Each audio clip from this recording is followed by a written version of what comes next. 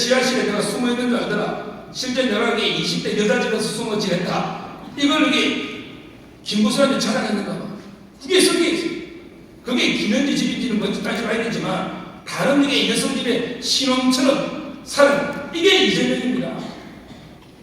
제가 우리 김건식 교수라고 송파병이 국회도 나오고 방송도 많이 하죠. 이분이 이재명하고 옛날에 이분이 운동부 출신이에요. 안철수 밑에 있다가 국민이 왔는데 이분이 이재명하고 친할 때 이야기를 하더라고요. 이재명이 그때는 아마 정치 꿈이 낮았겠죠. 그러니까 이 김구선이하고 사귀고 나서 친구들한테 이야기했기 김건식 그분이 직접 들었다. 야 이게 이제 김구선이하고 따먹더니 맛있더라. 이게 뭐야? 이만 듣고는 이게 지지를 못하겠다. 그런 친구 한둘이 아니에요. 이게 이재명입니다. 야 그러다 보니 정검사로 갔다고? 이게 얼마나 가정스럽습니까? 자기가 이게 3인원까지 뭐 그럴 수 있죠. 그럼 이게 책임을 져야지 그걸 정검사로 갑니까? 나오나는 이게 뭐 밑에 성기가 잘렸다니까 바지 한번 내려볼까요? 하고 끝냈잖아. 근데 진짜 내려가 검사야? 거기 아주대학병원에 근검한 데 가가지고 커튼 칠하면 이게 다 아는데 그게 보입니까? 제대로 이게 밟은데 서울대학병원이나 현대아산병원에 삼성의료원에서 한번 해봐야지. 정검사도 지금 이게 그 정도로 이게 미성적이에요. 그래서 저는 그 구속사유에 또 이번에 보였잖아요. 이번에 보면 구속사 이거 판사가 유청리가 안 본 건데 이야기에 보면 구속사유를 심사하면서 범죄의 중대성 이재명도 그랬잖아. 지 스스로 50년 논다고 중대성을 동의하고 그 다음에 재범의 위험성 이재명이가 정과 사범 아닙니까? 사범 정과 사범 재범의 위험성 그 다음에 피해자 및 주요 참고인이란 위해 지금 이게 계속 참고인들 협박하고 위해하고 이재명 중에 죽은 사람이 몇 명이냐 이분들이 이재명에게 사실상 타살 아닙니까? 아니 고 김문기 씨가 왜 죽었어요? 고 유한기 씨가 왜 죽으냐고요? 특히 이재명의 비서실장 고 전영수 씨가 왜 죽었습니까? 본인이 모든 게 불법을 아는 사람한테 다 시실사 해놓고 나중에 이게 나 몰랐다 나 모른다 정리하니까 밑에 사람들이 얼마나 괴롭고 책임은 자기가 지는데 위에 빼니까 이럴 수도 없고 이런 게 압박감에 극단 선택한다 아닙니까? 특히 이거 배소인의 그 내연 남자 우리 기무사 출신 김원욱 씨 이분들이 왜 극단적인 선택을 했습니까? 범인과도 수사받다 한 거 아닙니까? 이런 식으로 이재명 때문에 지금 이게 죽은 사람이 몇 명이냐 말이에요. 변호사님이 통보했던 고 이병철 씨 이분들이 그냥 죽은 게 아니에요. 객관들이 그 압박 저기 문자를 많이 받습니다. 이런 것 때문에 원인이 되는 거예요. 따라서 저는 이 모든 사유들 하벌되게 반드시 영장을 재청구해야 된다. 이렇게 보이고요. 재판 지연도 그리고 이 강력하게 판사를 규탄하고 비판해야 된다. 이렇게 그 첫째 이재명과 그 다음에 박근혜 대통령 이 부분은 이제 마치고요. 그 다음에 두 번째 조국 부분 잠깐 한 10분씩 보겠습니다. 조국하고 이제 그 김태우 이 조국이가요. 또 최근 쓰면 이 베스트는 조민이가 뭐 아빠 앞질렀다고 막 자랑하던데 저도 이 청와대 섞여있는데 저는 이제 마음것밖에 못하는데 백인의 인물로 우리 역사가 책에 있는데 조국이가 요즘 뭐 이제 구속되면 변호사도 많이 들고 뭐 하니까 이 자꾸 돈 벌려고 책을 많이 쓰고 있어요. 가장 최근에 놓은 게 조국의 책에 디케이 눈물 이런 그 책이 있는데 거기 가장 핵심 구절을 제가 한번 따오면서 이걸 비판해보면요. 꼭 교재에 있습니다. 조국이가요. 제 선배가 그 서울대 그 조국의 필에서 잡지 그 편집장을 했거든요. 필에서. 거기 그 후배 제 선배 운동부 출신 만나봤더니 조국이를 보면 서울대에서 3번 놀란다는 거 3번. 우리가 이제 이미자 옛날에 이미자 있잖아요. 가수. 이미자 씨 보면 3번 놀란다고 뭐 처음에 뒤에서 보니까 너무 예뻐서 놀라고 앞에서 보니까 너무 못생겨서 놀라고 그 다음에 노래 목소리 들으니까 너무 노래를 잘하니까 놀라고 이런 이야기 하는데 조국이를 보면 서울대에서 그때 3번 놀란다는 거예요. 뭐요? 이런 물어봤더니 첫째는 만나보면 너무 잘생겨서 놀라고 그 다음에 두 번째 대화를 해봤더니 너무 박식해서 너무 똑똑해서 놀라고. 그래서 세 번째, 이렇게 잘생기고 똑똑한 사람은 어떤 여자하고 결혼할까? 결혼식에 가봤더니 너무 형편없는 여자하고 결혼해서 놀랐다고. 이게 세 번 놀랬다. 이게 서울에서 유명한 게 이랍니다. 정정심이가 연상이거든요. 조국보다 연상이잖아요. 근데 정정심이가 조국이 찍은 거죠. 그 결혼식에 그 인물 보면 알잖아. 이런 이야기가 있는데, 저는 조국이가 이 똑똑하다고 생각 안 합니다. 조국하고 제가 토론해도 저는 이 조국이 어떤 분야, 네가 좋아하는 법학이면 법학, 정치가 정치, 저는 이 한번 토론하고 싶어요. 이 조국이 글을 잘 읽어보면 헌정투성. 거기 DK 논문에 저 이 구절 보면요, 현실은 험난하지만 나는 법의 역할을 믿어야 한다. 정의의 DK는 망나니처럼 무지막지하게 칼을 휘두르는 모습이 아니라 균형과 형평을 중시하는 차분한 모습이다. 나는 DK가 형벌권으로 불종과 복종을 요구하는 신이 아니라 공감과 연민의 마음을 갖고 사람을 대하는 신이라고 믿는다. 머지않은 시간에 주권자 시민들이 지금은 이 법치가 아니고 검찰이 다스리는 이걸 깨닫게 될 것이다. 이러면서 이 조국이가 정의의 DK는 칼만 망나니처럼 칼만 이루는 게 아니고 공감하고 연민하고 정말 이런 따뜻한 마음을 가진 이걸 이제 보통 저울이라고 하거든요. 원래 정의의 신은 한 손에 칼하고 한 손에 저울이 있는 거예요. 근데 조국이는 우리 집안 너무 가혹한 거 아니냐? 야, 우리 몇 문제가 당했다. 부인이 지금 4년에 1년 추가 5년, 내가 2년, 우리 조민이 딸까지 기수해가지고 지금 이게 몇 문제를 당했다. 이게 검찰이 망나니처럼 칼만 있는 거 아니냐? 이게 말이 되느냐? 이런 식으로 비판하고 있는 거예요. 제가 거기에 있어놨잖아요. 독일의 법철학자 예링, 우리 예링 아주 유명한 법철학자입니다. 예링. 뭐냐면 이게 법은 칼하고 저울이 둘 다 필요한 거예요. 왜? 저울이 없는 칼은 사실 그대로 폭력이죠. 저울이 없으면 칼만 있는 게 폭력입니다. 이게 박근혜 대통령 수사입니다. 이게 야만적인 폭력이에요. 저울이 없는 거예요. 칼만 있는 거예요. 박영수 특검. 근데 그러고 있잖아요. 칼이 없는 저울입니다. 법이 무기력이다. 칼이 없으면 저울만 있으면 이 법이 무기력한 거예요.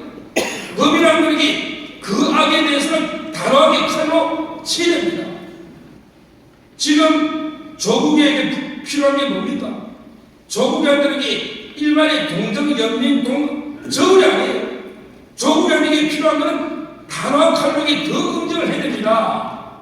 왜? 제가 이 두 가지만 비교해 볼게요. 정정심이하고 한번 비교해 보자고요. 정정심이가 딸의 조민이 입시비료로 4년 받았습니다. 그 다음에 아들의 입시비료로 1년 더 추가받았습니다. 5년입니다. 그런데 조국이는요, 대부분 정정심이하고 공범이고 자기가 독자도량이 많아요. 서울의 인권법센터 조국이가 했지. 정정심이가 어떻게 합니까? 서울의 인권법센터를. 그 다음에 최강욱이 확인석이 실제는 조국이가 찍어줬으니까 최강욱이 해주지 정정심이가 해줬습니까? 그 다음에 부산의 아쿠아팰리스, 이 팰리스를 오타치가 위조할 때 오타치가 지금 빼도 것도 못하는 팰리스를 이렇게 오타치 버리지 않습니까? 보통 호텔마다 고유 이름이 있거든요. 그걸 이렇게 조작하면서 이름이라도 좀 호텔 알아보고 조작하지 이름이 틀려버렸잖아요. 이게 결정적인 증거예요. 전부 이게 조국이 한 겁니다. 그리고 이게 유재수 감찰 무마 사건까지 조국이 작품이잖아요. 오늘 보니까 문재희가 법정에 또 의견서 냈더라고요. 야, 유재수 감찰 무마는 무죄다.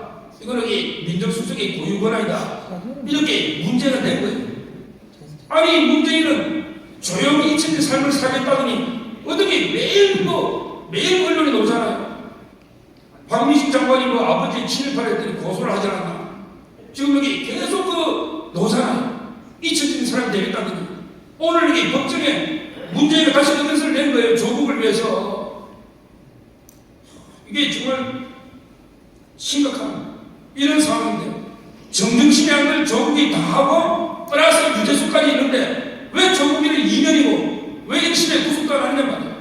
이게 정정심이라고 봐도 억지가 무너진 거 아닙니까? 정정심이라고 봐도 구멍길이라고. 그리고 김태우 보궐선거기 왜 합니까? 김태우 후보가 유재수 감찰부마, 김영덕이 블랙리스트, 다기 풍과 위대한 공이 신고합니다. 근데 조국이가 유재수 사건 지금 이게 1심 끝났습니다. 아니 공익신고한 김태우는 대법원에서 이게 연구원들이 보고서 올리고 3일 만에 박정화가 3일 만에 기각했잖아요. 근데 판사가 오경미, 김선수 좌파들이 다 모이는 부안입니까? 조국이처럼 이렇게 재판 끊었으면 보궐선거 안 합니다. 이번에 경선거에 누가 보궐선거 합니까? 최강욱도 이게 얼마 전에 벤치 들었잖아요. 최강욱도 국회 다 했잖아 거의. 이런 식으로 이게 보궐선거 책임은 김명수 대법원 그게 있는 거죠. 조국이처럼 재판했으면 저는 과연 이게 법치가 좀 살아있나? 김태우는 이게 기각시켜가지고 벌써 보궐선거 나오고 조국이 1심하고 이게 과연 형편이 맞는가? 이 점에서 정말 우리 법치가 심각하다. 이걸 조국과 김태우, 정경심 이걸 두 번째로 말씀드릴 거예요. 그 다음에 교재는 없지만 하나만 더 케이스를 보면 한동훈 장관 지금 뭐니뭐니 해도 지금 우리 야당의 대선 지지율 1위입니다. 거의 이재명하고 큰 차이 안 나요. 갤럽에 보면 이재명이 한 20% 왔다 갔다 해요. 한동훈 장관이 한 14, 5 이렇게요. 그 밑에 가서 오세훈 4%, 홍준표 3%, 나머지 1%, 원희룡 이런 게 지금 구도입니다. 그만큼 한동훈은 어떻게 보면 우리 자유우파 보수에서는 상당히 주목되는 정말 중요인물입니다. 근데요, 테러라는 게 작은 것부터 일하다가 언제 일날지 몰라요. 제가 박근혜 대통령 테러 사건 잘 알잖아요. 박근혜 대통령 테러 있잖아요. 옛날에 칼인데 0.0001mm만 더 들어갔어도 상당히 위독했습니다. 근데 이걸 또 판사는 또 살인 미수로 안 보고 또 상해로 보더라고요. 근데 상해죄 중에는 제일 많이 나왔어요. 13년 6개월 나왔어요. 상해죄가 13년 6개월 나온 것도 처음 보네. 상해인데 살인 미수보다 형량은 적진 않은데 근데 그게 테러가 위험한 겁니다. 아니 옛날에 우리 신발 열사라고 문재인이가 국회의원 연설할 때 신발 하나 떴는데 근처도 못 갔어. 이걸 구속했지 않습니까? 이걸 구속했잖아요. 신발 열사 있잖아. 우리 문재인한테 신발 던지 국회에서. 그런데 한동훈 장관 테러가요. 지금 오늘 구속된 분은요. 그 사람에게 제가 보기에 약간 정신질환이 있는데 햄스 수술을 해.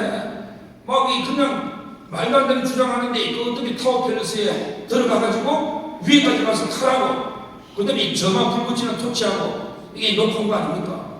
일단 아파트에 1층에 비밀번호나 또 카드를 대는데 1층만 들어가도 주거침입 기수입니다. 기수에 흉기 들고 들어와서 특수 주거침입이죠. 그 다음에 흉기만 갖다 놔둬요. 이 흉기를 사용할 의사가 없었다 하더라도 협박이다. 이걸 헌법 판례입니다. 근데 구속된 건 맞아요. 정신질환을 따져봐야 되겠지. 구속된 건 맞아요. 그러면 이게 더 탐사는 이게 왜 구속에 2배가 되는 거예요? 원래 더 탐사가요 5명. 진짜 이게 5명이 한동훈 장관 집 아마 내부에 공모자가 있는 것 같아. 문을 따주거나 어떻게 5명이 한동훈 장관 집 앞에 계단 현관문 앞에까지 무단 침입한 거예요. 그럼 거기서 방송하면서 문을 막 두드리면서 열려고 하고요. 밖에 소포부터 오잖아. 과연 이게 누가 보냈는가? 이걸 막 무단 열람하고요. 온갖 형편 난동을 부린 거예요.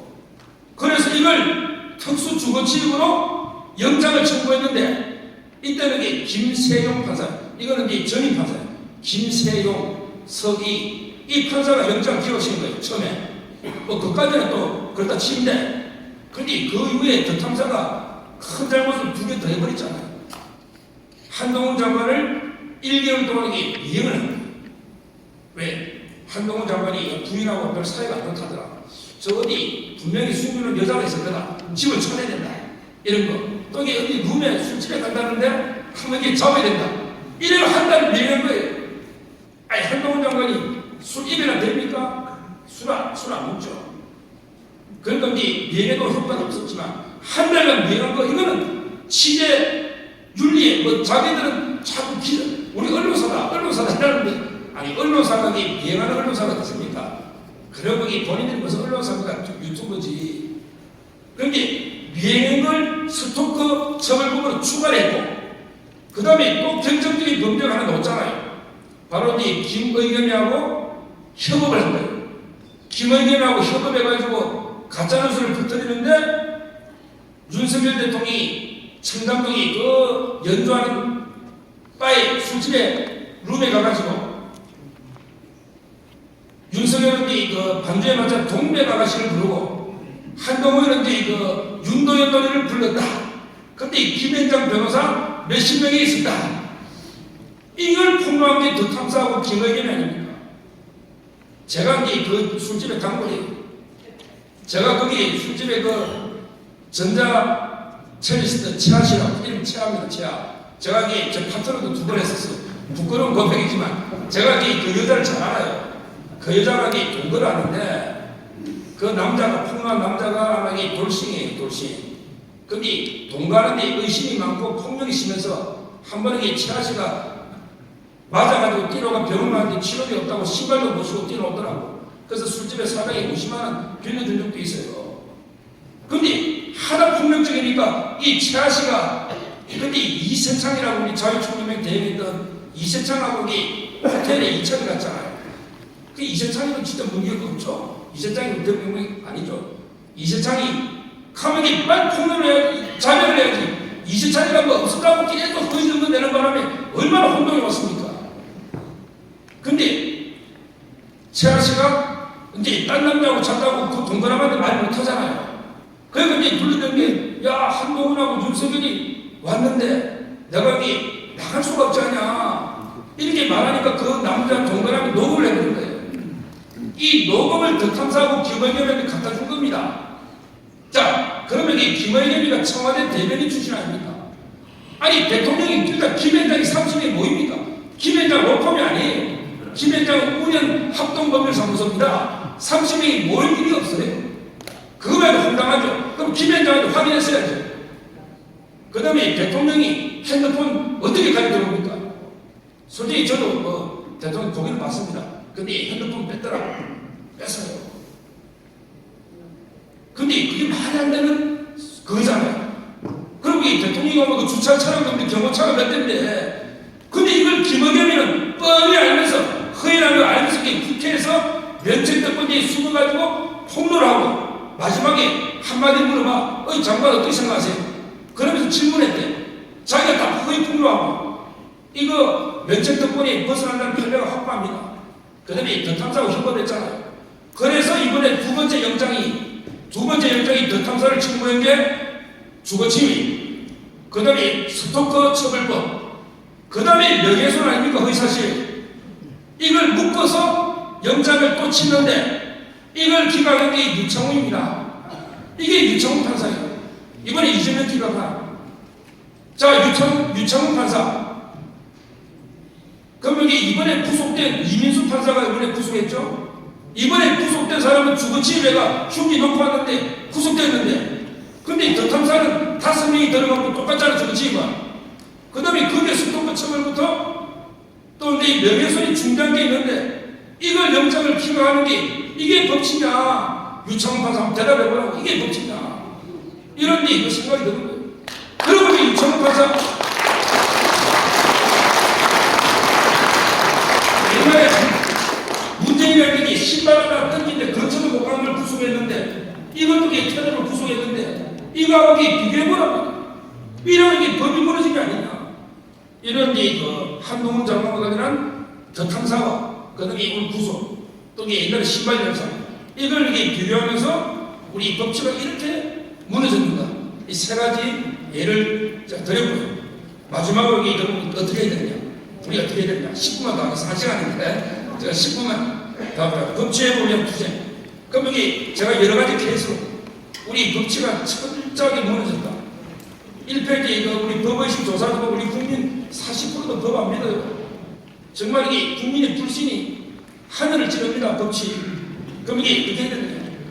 저는 거기 그 예링 있잖아요. 예링이 뭐냐냐? 이 사람이 권리 위에 잠자는 자는 보호받지 못한다. 우리 그 소멸시할 때요. 남한테 돈 받을 거 있어서 10년 동안 돈 달라고 청구하면 소멸해버리잖아요. 이런 게 소멸시효를 설명할 때 보통 많이 쓰죠. 권리 위에 잠자는 자는 보호받지 못한다. 야, 네가 막 받을 돈 있으면 빨리 재판한테 받아야지. 왜 10년 동안 가만히 있다가 이제 받으려고 하냐? 이거거든요. 아, 그게 일리가 있어요. 이 예린이 뭐라고 했냐? 예린이요. 이런 말이 있어요. 법의 목적은 평화지만 수단은 투쟁이다. 권리자의 권리 주장은 자신의 인격을 주장하는 일과 같으며 권리에 대한 투쟁은 자신에 대한 의무인 동시에 사회 공동체에 대한 의무다. 권리에 대한 투쟁은 자신에 대한 의무면서 사회 공동체에 대한 의무다. 그러면서 자신의 권리가 모욕적으로 무시당하고 짓밟힐 경우에 자신의 권리를 주장하지 않는 사람은 스스로를 벌레로 취급하는 자는 그가 짓밟힌다 하더라도 나중에 불평할 수 없다는 칸트, 이 말을 예린이 인용하면서 적극적으로 투쟁하고 싸워야지. 당신이 벌레처럼 짓밟히면서도 투쟁 못하고 싸우지 않으면 이게 되느냐? 이 법이라는 것은 목적은 평화지만 그 수단은 투쟁이다. 이렇게 역설하고 있습니다. 우리가 가만히 권리에 숨어서 야, 법원이 완전 법치가 무너졌네. 이렇게 우리 술자리에서 한탄만 하고 이렇게 하면 이게 뭐 법치가 회복됩니까? 투쟁은, 이 투쟁은 자신에 대한 의무면서 사회 공동체, 국가에 대한 의무입니다. 이걸 안 하면 벌레 놓잖아요. 스스로에게 벌레 취급다는 거는 짓밟힌다 하더라도 나중에 스스로 불평할 수 없다. 칸트 말을 인용하면서 예린, 이런 식으로 법치 회복을 위해서 침묵이 아니고 우리는 이게 적극적으로 투쟁에 나서야 됩니다. 물론 그런다고 해서 개딸처럼 야, 판사 14명 소총으로 쏴주기 버리자. 이 개딸들은 국회의원들 그 표결할 때요, 판사는 말하니까 국회의원 14명을 총으로 쏴주기 버리자 이랬습니다. 겁나요? 저는요, 유창훈이가 평소에 그 사람이 운동부 출신의 뭐 좌파도 맞지만 그래도 이게 기각식이거든요. 두 가지 이유가 봐요. 하나는 이 권순일이한테 아마 이게 비토백을 하나 어디 보냐. 권순일이가 김만배가 국회 그 8번 갈 때마다 이 비토백을 들고 왔잖아요. 근데 진짜 비토백 들고 오면요, 판사가 혼납니다. 비토백이 판검사 냉장고에 음료수가 넘쳐나요. 근데 비토백을 들고 와요? 그 안에 딴 걸 뭐 좀 들고 가야지. 근데 권순일이가 평이 좋아요. 남한테 밥도 잘 사주고 술도 잘 사주고 평은 좋아요. 그 제가 모신 제 친구가 권순일 밑에 부장판사 했으니까. 그러니까 비토백을 한 10개 받으면 지가 위에 한 5개 먹겠지. 하나는 이 김선수 너도 뭐라. 하나는 박정화 대법관 당신도 안 뭐라. 오경미 대법관 당신도 학교 주고 하나 뭐라. 이래서 우리 이재명이 7대로 기억시키자. 이게 김만배 로비 거론한 권순일이 아닙니까? 거기 권순일의 최측근, 이게 유청훈이 아닙니까? 이 영향도 저는 있었을 거라고 보고, 무엇보다 끝나는 거는 경호문제. 옛날에 헌재 재판관들 박근혜 탄핵할 때도 경호원들 다 붙이잖아요. 그러니까 이게 판사들이 우리 우파는 좀 우습게 봐. 우파는 뭐 대모해봤자 그 화학 조화나 좀 보내겠지. 근데 이 좌파들은 이재명이 뭐 단식할 때 칼로 혈수성도 있고 칼로 이제 국회 벽이 찢어버린 애도 있잖아요. 이 개딸들은 진짜 행동합니다. 그러니까 판사 입장에서는 야, 내가 이재명이 구속했다가 테러 당하면 어떡할까? 이런 게 급돈에 우리 우파는 좀 물러요. 그래서 저는 이 투쟁이라는 게 결국 뭐 이게 개딸들처럼 뭐 총으로 그냥 판수하기 이건 안 되겠지. 법치에서 이렇게 하자는 건 아니고, 저는 최소한 이게 대법원 지금 뺑글을 사고 있잖아, 조화가. 그래서 이 유청원 징계라 이 정도까지는 저는 표현의 자유는 허용된다고 해요. 근데 이 조선일보나 사설 보면 야, 그것도 안 된다. 뭐 민주당도 잘못이지만 이게 국회 그 판결 다 존중해야지. 그렇게 조합하면 되냐? 이게 양비론인데요. 이래서 안 된다고 해요. 저는 이게 강력하게 판사 잘못된 게 판결을 응징해야 된다. 대부분은 이게 빙글을 싸고 강남에 갔더니 큰 거 두 개 있다. 판사를 징계하고 강남역에 그렇게 행동해야 됩니다. 그리고 제처럼 여기 법은 제처럼 방송이나 종편이나 아직 제가 이렇게 세게 말하고 종편이 안 잘리고 살아있고 열한도서까지 나가는데 나갈 때마다 좀 단호하게 판사 징계해라, 판사 탄핵해라, 이걸 싸워야 됩니다. 판사가 뭘 잘못인지 국민한테 알리고 투쟁하고 행동하고 이렇게 해야지 판사도 조금이라도 그래도 압박을 받아서 법치 쪽으로 가는 게 아닌가 이런 그 생각이 들고요. 거기 제가 제일 좋아하는 말 한비자, 우리 한비자 법가사상이죠. 이분이 그 한 말이 있습니다. 무상강, 무상약, 영원히 강한 나라도 영원히 약한 나라가 없다. 봉법자 강, 법을 바꾸는 자가 강하면 저 국가 나라는 강해지고, 봉법자 약, 법을 바꾸는 자가 약하면 나라가 약해진다. 그래서 이 법이 무너지면 나라가 무너지는 겁니다. 영원히 강한 나라도 영원히 약한 나라가 없습니다. 법치가 바로 서고 법을 바꾸는 자가 강해지면 나라가 강해지는 거고, 이 법치가 무너지면 후진국 보세요. 법치가 무너지면 나라가 무너지는 겁니다. 우리는 지금이라도 물론 이 한비자가 고대 법가 사상인데 우리 그 법불악이라고 유명하죠. 법은 기한 권력자의 아부하자는 법불악이. 그러니까 중요한 거는 법이라는 것은 만인이 평등하기 때문에 기한자, 권력자든 아닌 자들에게 동등해야 된다. 이 사상은 아주 획기적인 사상입니다. 고대 우리 진시황대 한비자가 아주 획기적인 사상입니다. 이게 형무 등급, 법에는 등급이고 만인은 법 앞에 평등합니다. 그런데 지금 법은 이재명 앞에만 쓰면 약해지고, 조국이 앞에만 쓰면 약해지고, 문재인 앞에 쓰면 약해지고, 이게 말이 됩니까? 저는 우리 죽은 법치, 완전히 무너진 법치를 되살려야 되고, 그래야 돼 나라가 살아나고, 그러기 위해서는 여기 계신 분부터 포함해서 우리 모두가 적극적으로 투쟁하고 싸워야 된다. 이걸 마지막으로